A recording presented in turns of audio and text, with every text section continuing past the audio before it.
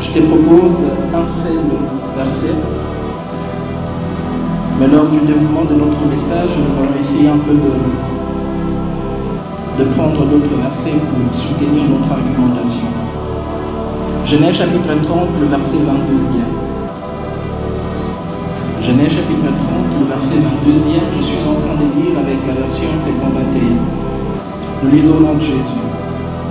Dieu se souvint de Rachel, il exauça et lui permit d'avoir des enfants. Je répète, Dieu se souvint de Rachel, il l'exauça et lui permit d'avoir des enfants. Éternel Dieu, notre Père, nous te bénissons. Merci pour ce moment. Seigneur, je ne suis qu'un homme rempli de faiblesse. Je ne peux me permettre de porter la parole de Dieu. Seigneur, sinon par ton Esprit Saint, rends-moi capable, Dieu, d'être le porte-parole, d'être la voix par laquelle tu passeras pour communiquer la vie à quelqu'un dans le nom de Jésus. Seigneur, je veux qu'après ces messages, qu'il y ait une transformation, qu'il y ait des décisions de changement. Seigneur, je suis venu booster la foi d'une personne, encourager, motiver une personne. Parle-nous, Seigneur Dieu, nous t'avons ainsi prié. Dans le nom de Jésus, ensemble nous disons Amen 3 fois. Amen. Amen. Acclame encore le Seigneur.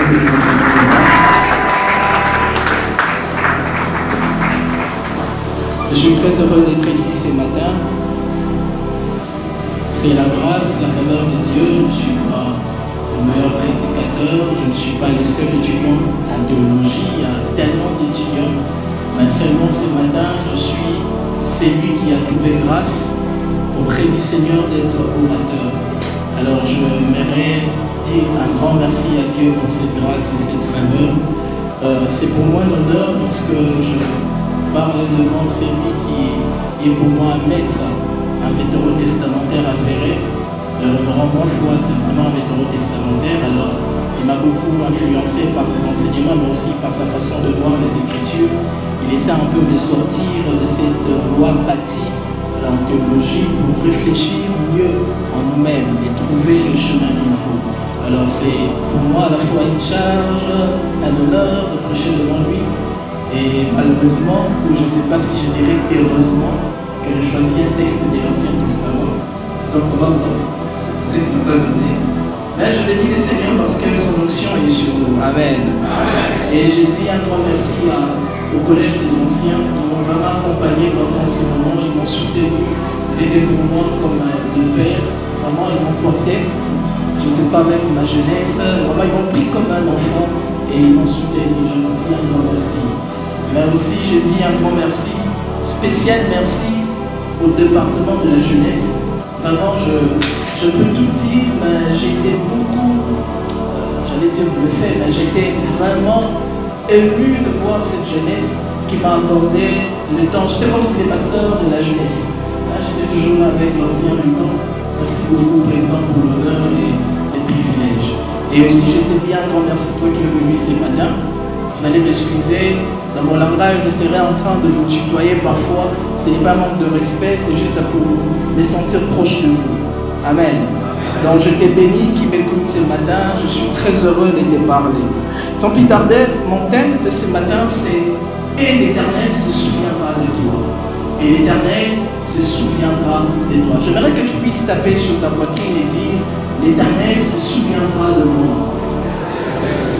Là, on fait encore bien dit, l'Éternel se souviendra de moi. Alors tu vas regarder ton voisin de gauche ou de droite et tu lui dis, l'Éternel se souviendra de toi. Tu peux te déplacer, saluer 2 ou 3 personnes, dis-leur que l'Éternel se souviendra de toi. Fais un déplacement, si tu peux faire un déplacement. L'Éternel se souviendra de toi. Alléluia.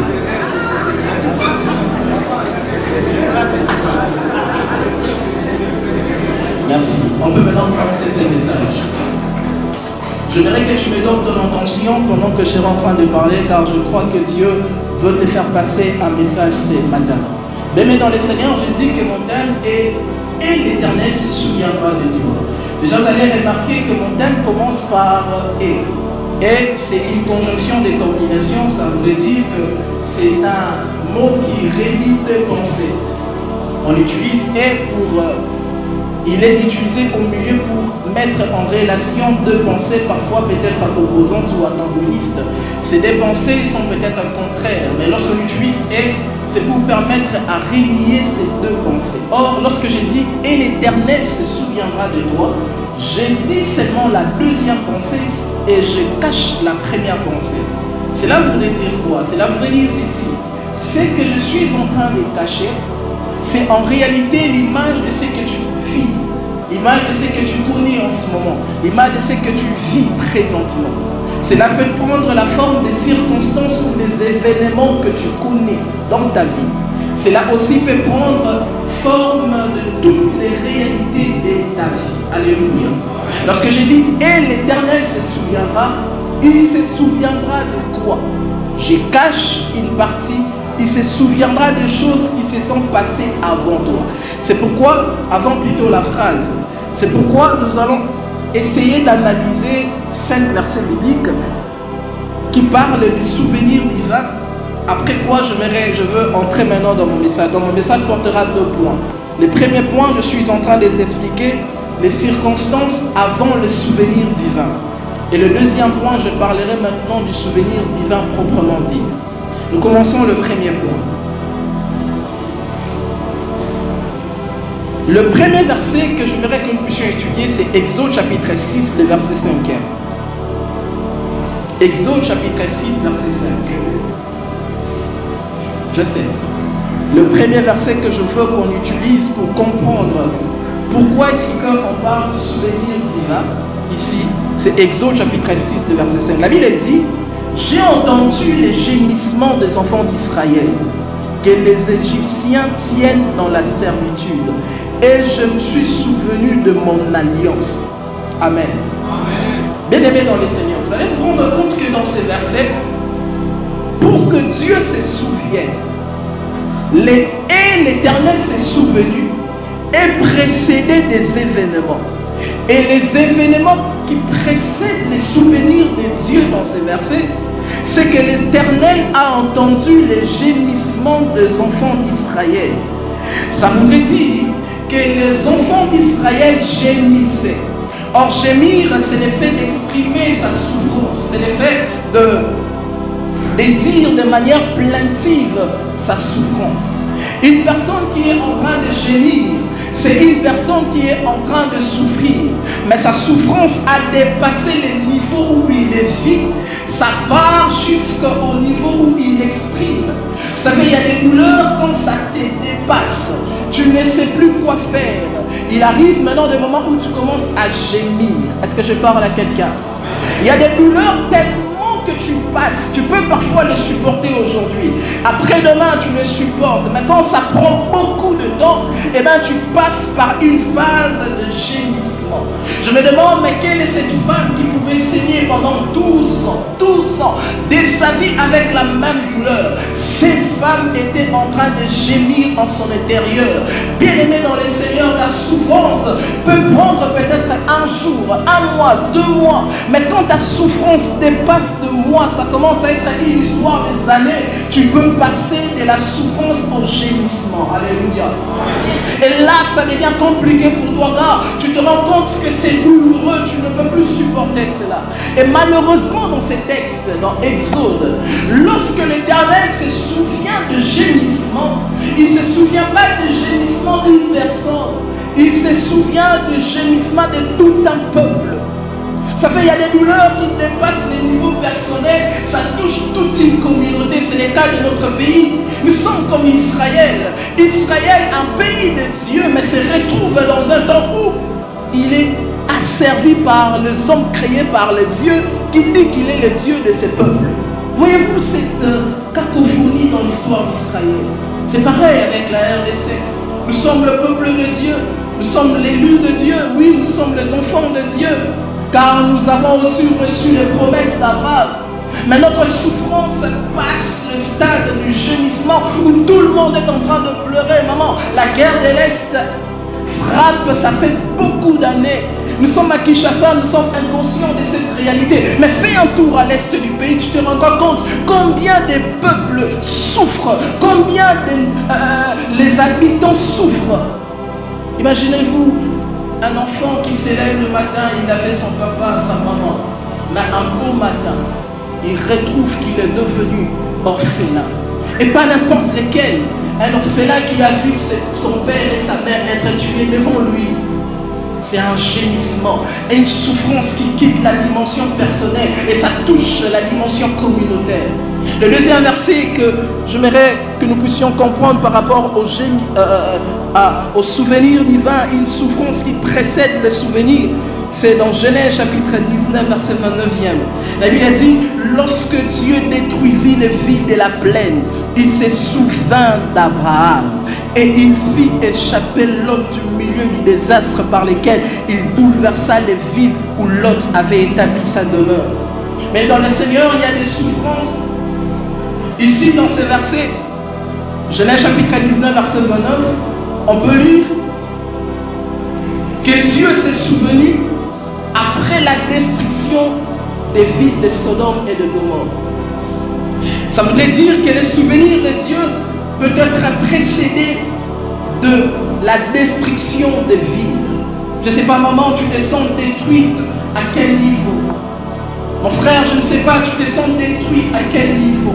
Lorsqu'on détruit la ville, c'est qu'on voudrait dire qu'on est en train de détruire la vie, car la ville est le lieu où la vie est censée être vécue. Alléluia.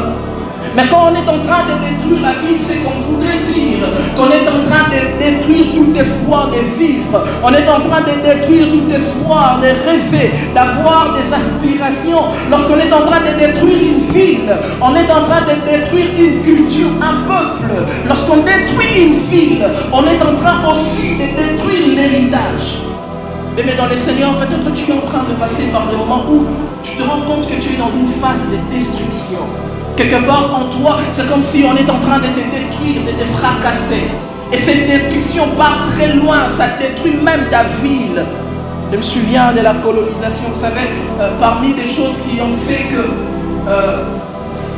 beaucoup de théologiens africains ont critiqué la mission qui est venue par la colonisation, c'était le fait que l'œuvre missionnaire a travaillé avec la colonisation dans ce sens où la mission a aliéné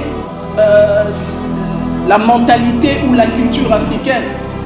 Est-ce que vous trouvez normal qu'aujourd'hui nous puissions plus privilégier les langues étrangères au détriment de l'Lingala qui est notre langue? Alléluia. Mais dans le Seigneur, c'est pas normal. Je vois dans des familles où on interdit même aux enfants de parler l'Lingala. C'est pas normal, la langue est un élément culturel. Lorsque vous interdisez à vos enfants de parler lingala, en d'autres termes, vous êtes en train de les interdire d'être congolais. Est-ce que je parle à quelqu'un?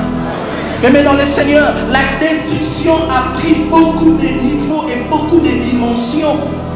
Peut-être que nous sommes aussi dans cette phase de destruction. Le troisième verset qui précède les souvenirs divins, c'est dans Genèse chapitre 30, verset 22, le texte que nous venons de lire. La Bible dit, Dieu se souvint de Rachel, il l'exauça et il la rendit féconde. Regardez ce qui se passe ici. Ici, le souvenir de Dieu touche la personne de Rachel. Mais c'est qui Rachel? Rachel dans la Bible, c'est la femme de Jacob. Mais pas seulement la femme de Jacob, la femme pour qui Jacob a travaillé dur. La femme pour qui Jacob s'est totalement donné, la bien-aimée de Jacob. Mais malheureusement, dans le parcours de Rachel, on se rend compte que malgré qu'elle recevait de l'amour de son époux Jacob, mais Rachel avait un problème. Elle avait une souffrance qui n'était pas dite. C'est que Rachel, elle était stérile. Est-ce que je parle à quelqu'un? Mais dans le Seigneur, il est peut-être possible et vrai que tu reçoives de l'amour de tout le monde, mais en toi il y a quelque chose qui te manque, dont tu as tellement besoin, mais la vie te l'a privé. Cette chose qui t'enlève toute la joie de vivre. Lorsque tu penses à cela, ta joie se dissipe. Lorsque tu penses à cela, tout ce que tu avais comme humeur joyeuse, ça te quitte. Pourquoi? Car c'est tellement douloureux en toi. Tu es comme Rachel ce matin. Elle aussi, elle recevait de l'amour des autres. Mais le problème de Rachel, c'est que Rachel elle n'avait pas d'enfant, elle était stérile. Mais dans le Seigneur, qu'est-ce que tu manques ce matin? Tu es venu avec quel vide?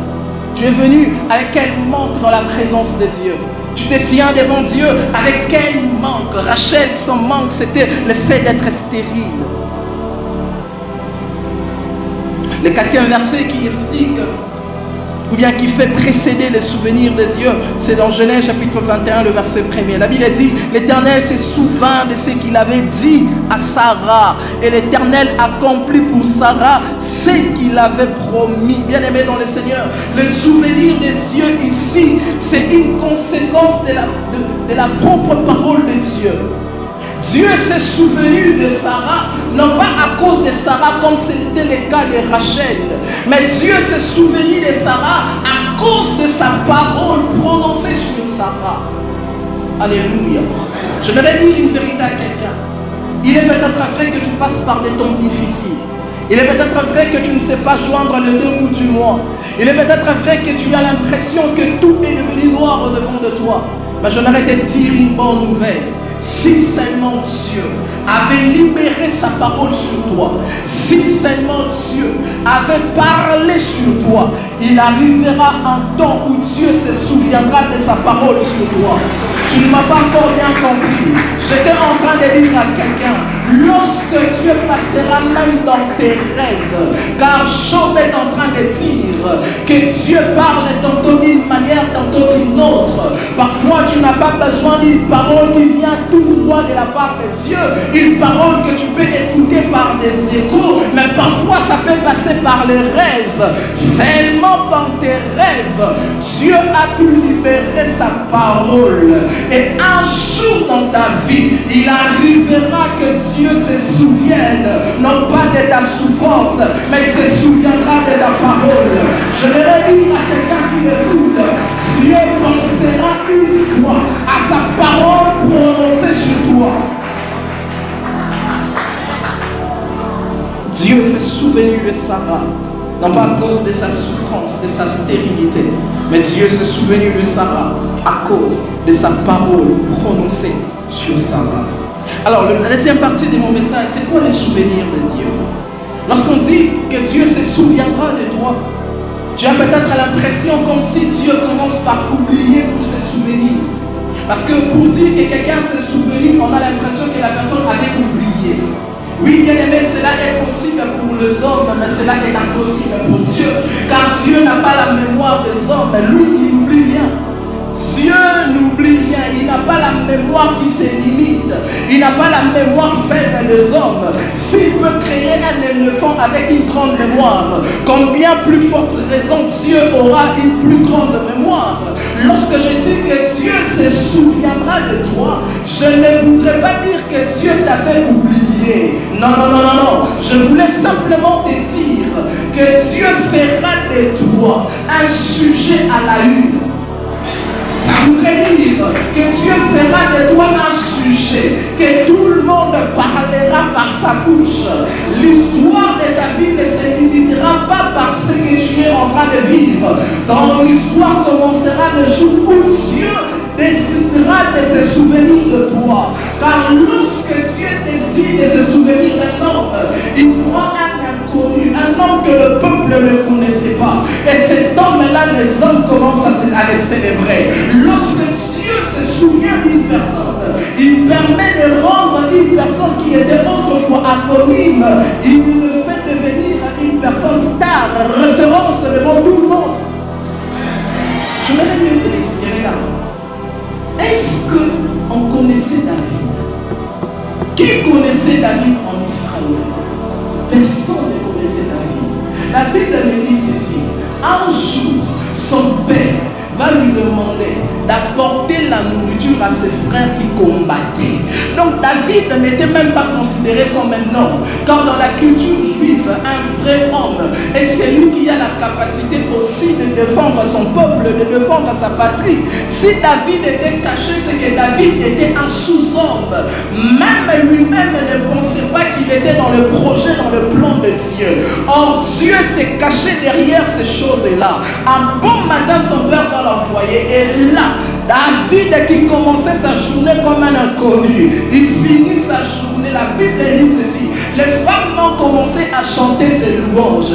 Ils ont commencé par dire: c'est vrai que Saoul a tué 1000, mais David en a tué 10 000. Je me suis demandé, mais c'est quoi cette folie? Pourquoi devrait-il parler de cet homme David en termes d'un général qui pouvait tuer 10 000 soldats alors que c'est un garçon inexpérimenté? Je voudrais dire à quelqu'un qui m'écoute, lorsque l'Éternel se souvient de toi, il rend ton expérience plus grande que celle que tu n'avais pas. Tu n'as pas bien compris, je t'ai en train de te dire, lorsque Dieu se souvient de toi, il permet à ce que ton expérience ne soit pas apparente, ton manque d'expérience ne soit pas apparente, il te rend très grand. Aïe, aïe, aïe, aïe, aïe, aïe. Est-ce que je parle à quelqu'un ce matin? Suis-moi. Lorsque l'Éternel se souvient de quelqu'un, tout le monde parle de ce que Dieu fait avec toi, de ce que Dieu fait aussi pour toi. Lorsque Dieu se souvient de toi, l'inconnu d'hier devient le célèbre d'aujourd'hui. Je suis en train de prier dans le nom de Jésus. Alors que nous tendons vers la fin de l'année 2023, je prie que Dieu se souvienne de toi, qu'il enlève ton opprobre, qu'il exauce ta prière, qu'il te rende fécond d'un projet excellent, qu'il te rende fertile. Oh mon Dieu, je déclare sur toi dans le nom de Jésus que tu deviennes enceinte d'un projet miracle et que dans ton ventre tu portes le miraculeux. Il se passe 3 choses lorsque Dieu se souvient d'un homme. Et là nous revenons dans notre texte de Genèse 30. Lorsque Dieu se souvient d'un homme, il se passe 3 choses.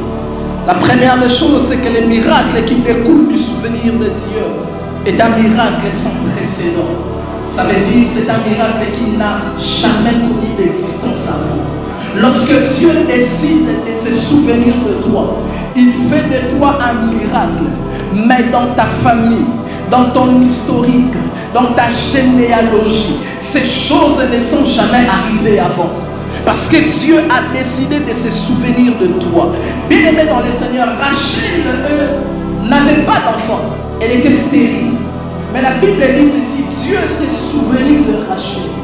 Et lorsque Dieu s'est souvenu de Rachel, Rachel a eu un enfant. Et son nom, c'était Joseph. Bizarrement, Joseph, l'enfant de Rachel, ce n'était pas n'importe qui. Joseph, qui est le fils de Rachel, à un moment donné dans sa vie, il pouvait avoir des rêves, comme quoi les étoiles, le soleil, la lune se prosternaient au-devant de lui.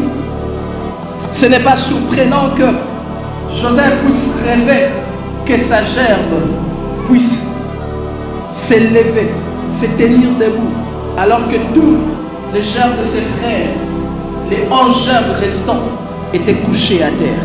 Lorsque l'Éternel s'est permis de se souvenir de toi, il voudrait simplement te donner un miracle qui n'aura rien de précédent. Regardez ce qui va se passer. Jacob avait d'autres enfants avec Léa. Mais avec Rachel, il n'avait jamais d'enfant. Parce qu'elle était stérile. La Bible dit, lorsque Dieu s'est souvenu de Rachel, Rachel va avoir un fils. Mais lorsqu'après des temps, des années, la crise a frappé Israël, la Bible dit ceci: ces hommes, ses frères, sont partis en Égypte pour chercher de quoi vivre. Or, ils ne savaient pas là où ils allaient.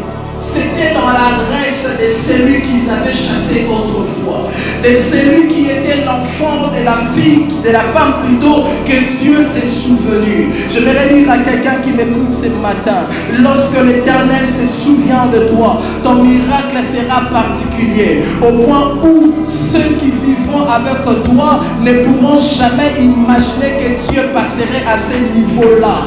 Lorsque l'Éternel se souvient de toi, il fera de son mieux que le miracle de ta vie soit si particulier. Je vais dire à quelqu'un qui m'écoute, Anne, elle était stérile, elle n'avait pas d'enfant. Tout le monde pouvait se moquer d'elle. Mais un jour, l'Éternel s'est souvenu d'Anne enfant du nom de Samuel. Or, en lisant l'histoire d'Israël, je me rends compte que Samuel n'est pas n'importe qui. Il était la seule personne en Israël à avoir assumé 3 fonctions. Il était à la fois prophète, sacrificateur, et lui-même il était aussi juge. Lorsque l'Éternel s'est décidé de rentrer dans ton histoire et de se souvenir de toi, tu accompliras des choses que les membres de ta famille n'ont pas accomplies. Je l'ai dit à quelqu'un qui m'écoute, lorsque l'Éternel veut se souvenir de toi, il fait de toi les symboles de la bénédiction pour les autres, les symboles de l'élévation pour les autres. Personne ne pouvait croire que cet homme devait être élevé, mais Dieu a décidé de l'élever. Je l'ai dit à quelqu'un qui m'écoute, ceux qui sont en train de se moquer de toi, laisse-le faire. Le temps de Dieu est en train d'arriver dans ta vie. Il arrivera un jour où ils viendront célébrer tes enfants. Ils diront qu'ils étaient trompés. Lorsque tu lis dans la Bible, tu vas te rendre compte que Anne, elle a été plutôt une femme qui n'était pas seule dans sa maison. Il y avait une autre femme du nom de Pénina. La Bible ne va jamais donner le nom des enfants de Pénina. Ce n'est pas pour dire qu'ils n'avaient pas une destinée. Peut-être qu'ils ont accompli de grandes choses, mais dans les programmes, dans les calculs de Dieu, c'était l'enfant de Anne qui devait être le plus grand, le plus élevé, le plus haut placé. Je vais dire à quelqu'un qui m'écoute, le monde va est ce vin qui est plus vieux. Lorsque Dieu est en train de te faire attendre, c'est pour que ta bénédiction soit tellement haute. Je vais dire à quelqu'un qui m'écoute, lorsque ça tarde, attends-la car elle arrivera certainement. Lorsque la promesse de Dieu attarde dans ta vie, attends-la car c'est une promesse qui sera belle et te placera au sommet. Est-ce que je parle à quelqu'un qui m'écoute? Je prie dans le nom de Jésus que ce matin, le Seigneur puisse faire de toi comme Samuel. Tu deviennes un miracle transformateur, un miracle élévateur, un miracle d'excellence. On parlera de toi partout, on te placera au sommet, car tu ne seras pas comme tout le monde. Ceux qui t'ont rejeté en confrontant de jeter seront les mêmes personnes qui viendront te chercher et te demander à être leur roi. Je prophétise sur toi dans le nom de Jésus que Dieu te fasse. C'est lui qui va diriger plus fier.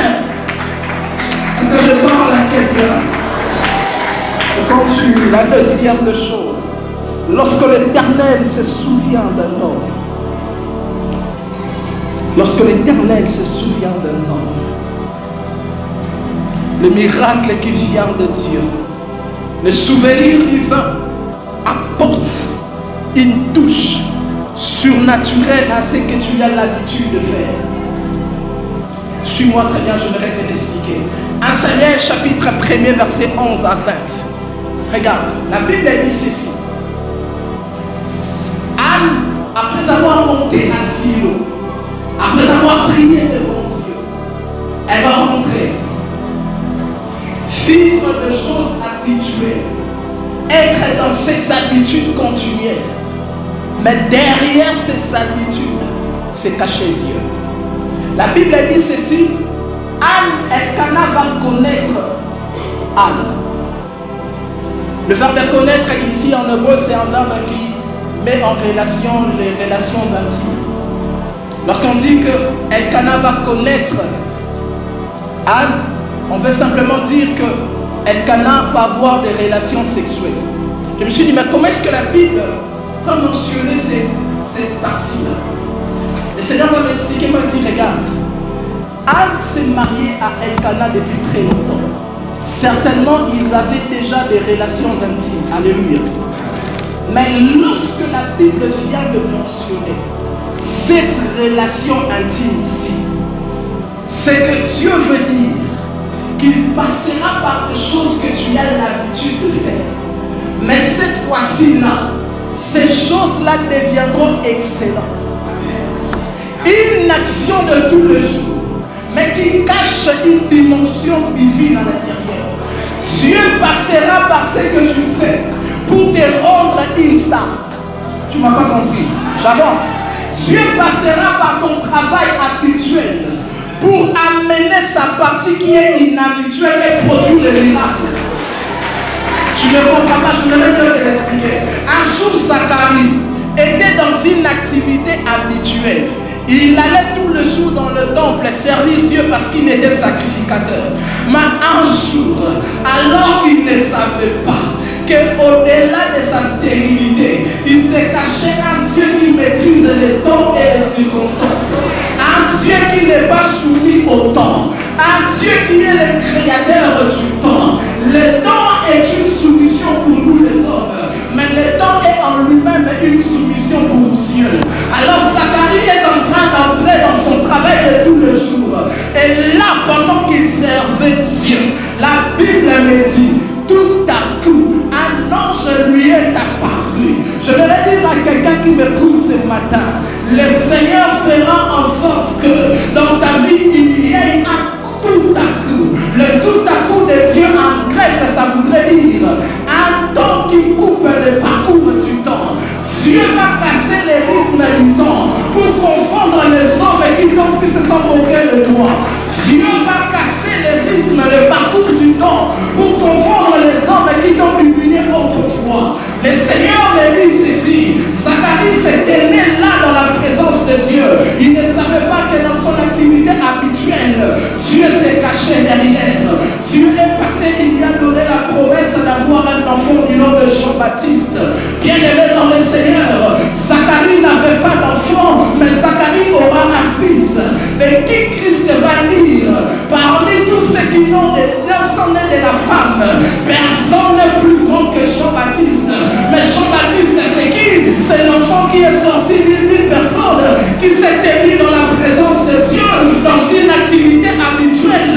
Et Dieu est venu créer l'inhabituel. Je prie dans le nom de Jésus. Toi qui es habitué à venir dans la présence de Dieu, toi dans chaque dimanche tu ne manques pas au culte. Je voudrais te dire, il y a un Dieu de l'inhabituel qui va rentrer dans ton habitude chaque jour pour produire un miracle somptueux, pour produire un miracle d'élévation, pour produire un miracle de grandeur, pour produire un miracle de bénédiction. Si les hommes te disent laisse le faire, toi continue à servir Dieu pendant que tout le monde abandonne Dieu. Toi n'abandonne pas Dieu. Viens servir, prends ton micro, chante, reste protocole, continue à servir, car il arrivera un jour où le Seigneur passera par ce que tu fais, où le Seigneur passera par ce que tu fais. Je te veux dire à quelqu'un, reste seulement dans ton coin, vends seulement les malheurs, le Seigneur passera par là pour rendre ton miracle exceptionnel. Il passera par là pour rendre ton activité exceptionnelle.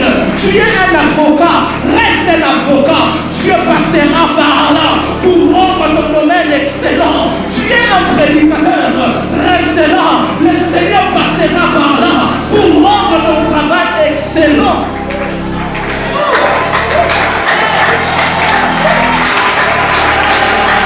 Bien-aimé dans le Seigneur, tu n'as pas besoin de suivre le travail des autres.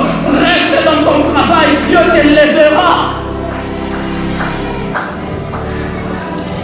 Oh Dieu, s'ils ont parlé de moi, Fabopani, je crois dans le nom de Jésus, on parlera aussi de moi.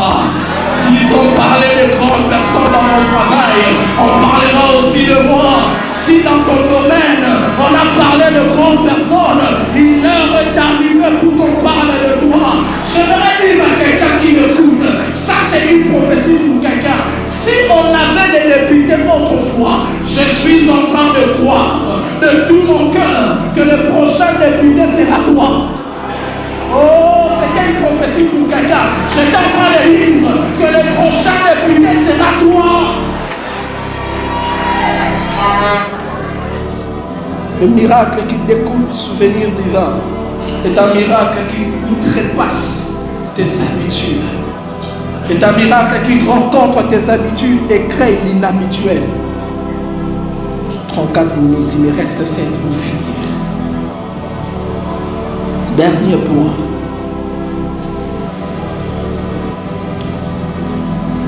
Lorsque l'Éternel se souvient de toi,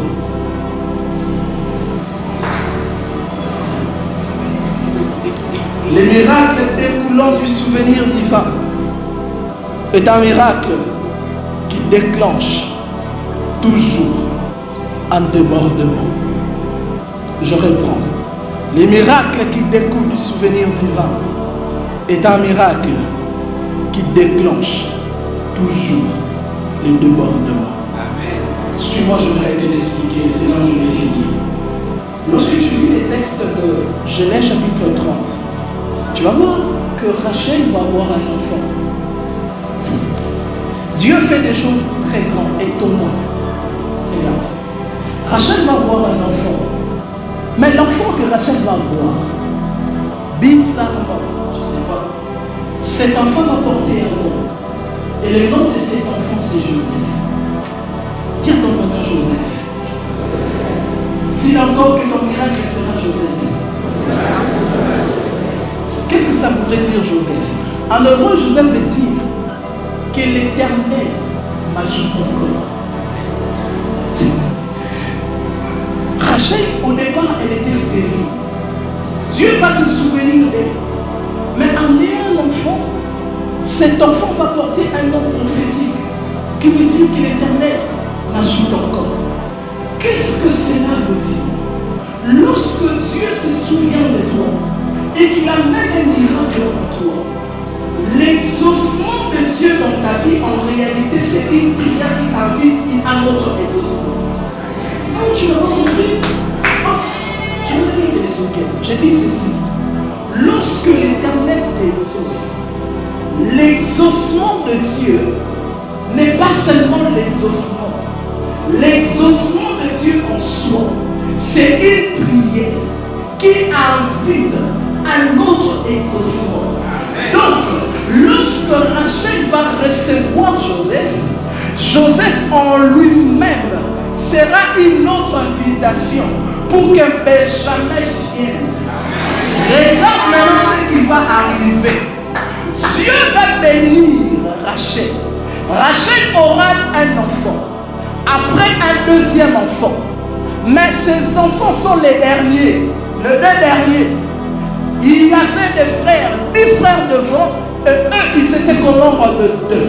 Et lorsque Jacob, dans sa vieillesse, il va bénir ses enfants, arrivé autour de Judas, Jacob va prononcer une parole et dira que les sceptres ne s'éloigneront jamais de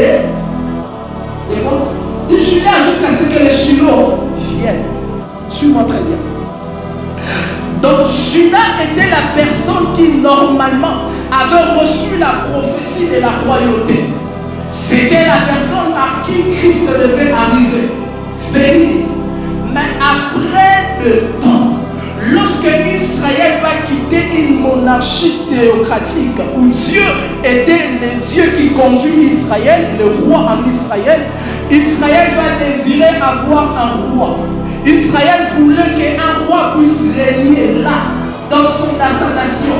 La Bible me dit ceci: la nuit, les anciens se sont rassemblés et ils ont demandé un roi à Samuel pour que ce roi puisse diriger Israël.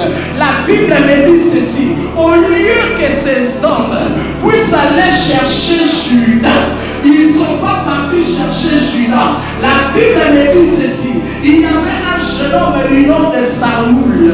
Il se lève un bon matin, dont son papa va perdre ses ânesses. La Bible me dit ceci: la perte de ces ânesses-là a été la raison pour laquelle Saoul devrait suivre ces ânesses-là. Mais pendant sa quête, pendant qu'il était en train de marcher chercher sa quête, la Bible me dit ceci: il va rencontrer la prophétie. Et ce jour-là, Samuel dira à Saoul que l'Esprit du Seigneur te saisira. Et c'est toi que Dieu a choisi pour diriger Israël. Or, j'ouvre ma Bible, je regarde Saoul, c'est qui? Je me rends compte que Saoul, c'est un Benjamite. Il vient de la tribu de Benjamin. Oh, je me suis dit, mais Dieu s'est trompé. C'est lui qui devait être roi en Israël. Ce n'était pas Saoul. Normalement, ça doit être celui qui descend de la tribu de Juda. Mais Dieu me répond, il me dit: Nasser, les choses s'est passé lorsque je me suis souvenu souffrir de Rachel en lui donnant un fils de Joseph. J'étais en train de lui donner en réalité un roi. Les derniers seront le premier. Je vais dire à quelqu'un qui m'écoute, lorsque Dieu se souvient de toi, il te prendra en dernière position et te ramènera dans la première position. Ils ne comprendront pas comment tu es arrivé à ce stade. Ils ne comprendront pas comment tu peux être dans ce poste. Ils ne comprendront pas comment tu peux posséder là. Mais Dieu en a décidé. La Bible me dit ceci: il fait grâce à qui il veut faire grâce. Il fait miséricorde à qui il veut faire miséricorde. Si tu t'appuies sur ta force, nous sommes le seul qui s'appuie sur la force de Dieu. Si tu comptes sur tes efforts, nous sommes le seul qui se confie à l'Éternel. Car la Bible me dit ceci: ceux qui se confient à l'Éternel, ils renouvellent leur force. Ils prennent de l'enfant comme l'aigle. Ils courent et ils ne se lassent pas. Je prie dans le nom de Jésus que ce matin, l'Éternel se souvienne de toi et fasse de toi une personne par laquelle notre compte s'ouvrira. Je prie ce matin que l'Éternel se souvienne de toi et fasse de toi l'objet de la grandeur et de la bénédiction. Je prie pour toi que Dieu te donne quelque chose qui dépasse tes forces, qui outrepasse ta force. Je prie ce matin que Dieu fasse de toi la première personne par qui l'histoire change au nom de Jésus. Maintenant, nous allons prier pour toi. Est-ce que tu peux acclamer le Seigneur? Acclame le Seigneur. Acclame le Seigneur. Acclame comme tu n'as jamais fait. Acclame comme tu n'as jamais fait. Tu sais, ta façon d'acclamer est en train d'inciter Dieu de travailler dans ta vie. Ta manière d'acclamer est en train d'inciter Dieu à provoquer le bruit dans ta vie. Ta manière d'acclamer est en train d'inciter Dieu à provoquer un miracle dans ton parcours.